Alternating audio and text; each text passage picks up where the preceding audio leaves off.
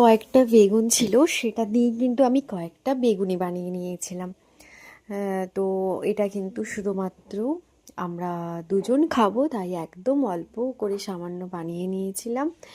তো এটা দেখো খুব সুন্দর করে ফ্রাই দিয়ে করে নিচ্ছে, অল্প তেল দিয়েই কিন্তু ছোট ছোট।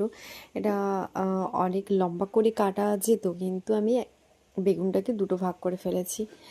দেখতেই পাচ্ছ, একটু ভেজে ফেলেছি, আর বাকি এই যে গোল গোল আছে, এটা কিন্তু ভাতের সঙ্গে খাবো বলে তাই জন্য গোল গোল করে কেটে ফেলেছি।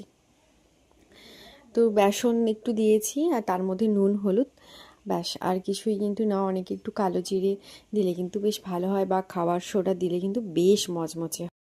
আমরা তো ওই বেগুনিগুলো খাবো নিরামিষে। আর এইদিকে মা আর আমার ঠাকুমা, যেহেতু আমি এখানে এসেছি, তো যেহেতু কাল ছিল একাদশী, ভীম একাদশী, সেই জন্য কিন্তু তো মার আর ওই সব ভাত টাত খাবে না কিছুই, তাই এই সাবু আর বিভিন্ন রকমের ফল দিয়ে কিন্তু আজকের দুপুরের লাঞ্চটা করে নেবে।